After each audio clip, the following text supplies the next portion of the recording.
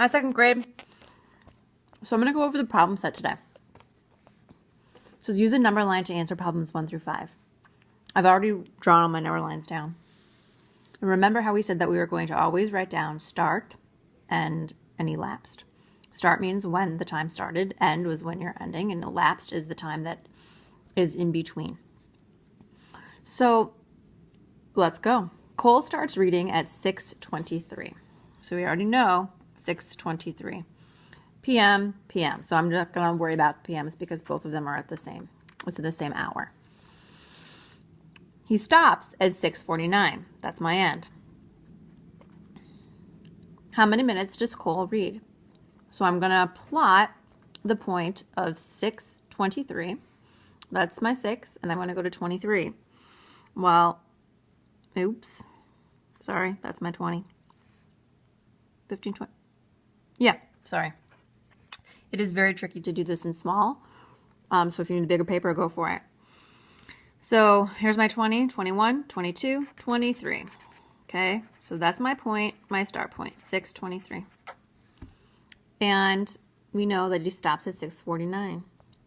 So let's find 49. That's 45, 46, 47, 48, 49. Here's 49. Start, end. The question is, how many minutes does Cole read? So we want to know how many minutes is between this and this.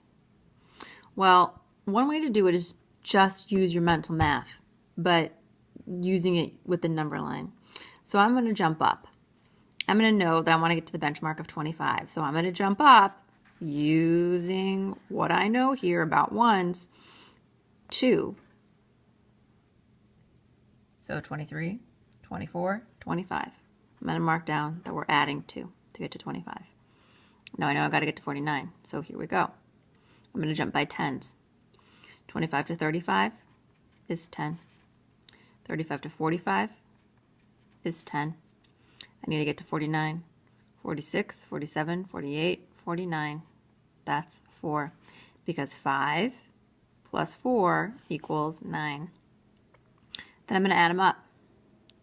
10 plus 10 is 20, plus 2 is 22, plus 4 is 26. Cole reads for 26 minutes. But you could also double check. You could only do this if it's within the same hour. If you cross over to 7 or to 5, it's not going to work. But you can say 6:49, you're really only going to worry about the minutes, minus 6:23. Double check it. 9 minus 3 is 6. 4 minus 2 is 26. 6 minus 6 is 0. 26 minutes. Again, you can only do that if it's within that particular hour. This is one example. You could have also gone backwards, right? You could have taken 6:49 and you could have gone backwards. 6:39, 6:29, and then added 6 more to get to, or taken 6 more away. So there's many different ways to do it. You just got to keep track. That's the whole point. So I'm keeping track by circling 2, 10, 10, 4. Let's look at the next one. Natalie finishes piano practice at 2:45 p.m. So we know that she ends it at 2:45. After practicing for 37 minutes. So she's already practiced for 37 minutes. That's the elapsed time. We know that she did it for 37 minutes. We're looking for the start time. Because we're looking for the start time, we know that we have to go to the left of the number line because it happened before she finishes, before the end. So let's plot 2:45. This is 2, this is 3, here's my 45, bam. That is my end time. I have ED or END or E, however you want to do it. So the end time is 2:45. We know we have to go back 37 minutes to find the start time. So personally, what I'm going to do, because it's a really good number right now, is 2:45. I'm going to go back 30 minutes. But if you didn't know how to do that and take those whole 30s, you could just do 10. 45 to 35 is 10. 35 to 25 is 10. 25 to 15 is 10. And how many do I have to go? I have to go 37, so I got to get 7 more. So I know 15 minus 7 If I didn't know, I could take 5 away. And then I could do 1, 2, and let's see, 35, 36, 37. There we go. Plus 2. So our answers is, well, let's take a look. 245 minus 10 is 235, minus 10 is 225, minus 10 is 215, and 15 minus 7 is 8. So the answer is 2:08 p.m. Again, one way to do this, you could have counted up. Could you have counted up? Wait a minute. No, you couldn't have. And the reason is because you didn't know where you were counting up from. So 2:08. Okay, let's look at the next one. Genevieve works on her scrapbook from 11:27 to 11:58. So she starts at 11:27 and ends at 11:58. How many minutes does she work on her scrapbook? So we're looking for the elapsed time. So let's plot the start, 11:27, right here, 11:27. And we need to get to 11:58. So 11:56, 57, 58. So we need to get to 11:58. Use the math you know. I'm going to jump up 3 because that will get me to 30 right away. So plus 3. Then I'm going to jump all the way to 50 from 30. So that I'm going to do plus 20. I'm just using my mental math. Now I need 8 more, plus 8. So the elapsed time, the time it took, was 20 plus 3 plus 8, 31 minutes. And what you could do, because this is within the same hour, 58 minus 27, 31, to double check it. Keep going. Nate finishes his homework at 4:47 after working on it for 38 minutes. So he started it. We don't know. We know that he worked on it. We know the elapsed time, 38 minutes, and we know that he finished it at 4:47. So let's plot 4:47. Here we go. 4:47 is when it was ending. He worked on it for 38 minutes. So he began 38 minutes earlier, so we're going to the left. Well, we've got 47 right there, so I'm going to jump to 45. So I'm going to add 2 here. And I know that I have to get 38 minutes. So I already know that I took 2 away from 38, so now I have to do 36 minutes. 45 is going to be really easy to take 30 from. So I'm going to take 10.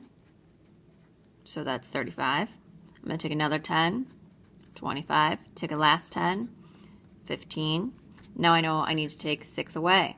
So I'm going to take 5 and 1. So our answer is Nate started his homework at 4:09. Then you can check that. You can say, okay, well, if I have 4:09 and he did his homework for 38 minutes, what's the answer? Aha, 4:47. So that's a way for you to check. Last but not least, Andrea goes fishing at 9:03 a.m. So we know already that's 9, that's 10. 9:03 is the start time. So let's put that there. She fishes for 49 minutes. So we know that she works, the elapsed time is 49 minutes. What time is she done? So we know 49 minutes. We want to know when she ended. So just count up. 9:03. Well, I'm going to go, always know that you're working with 49 minutes. I'm going to go, let's do this. I'm going to count by tens right away. 9:03. I got to get to 49. Here we go.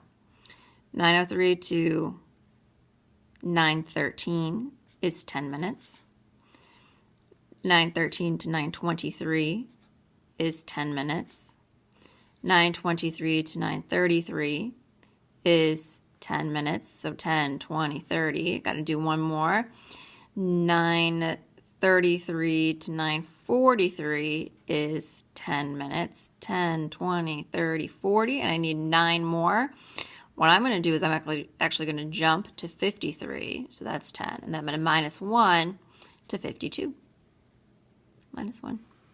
She's done at 9:52 a.m. And you can do that by double check it by 9:03 plus 49 is 9:52. Again, that will only work within the same hour. If you go past the hour or after the hour, or before the hour, I should say, things get a little bit different. This might not be enough paper. If it's not, get paper and do what you need to do. Always have the start, the end, the elapsed time.